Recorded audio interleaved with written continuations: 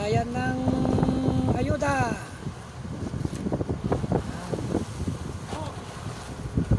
Diesel ang binibigay mga kalaot para sa mga maglalaot.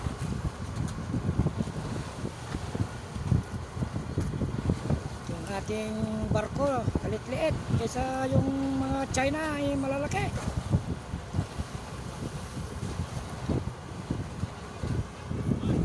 Yun ang China, dalawang China nakabantay sa amin.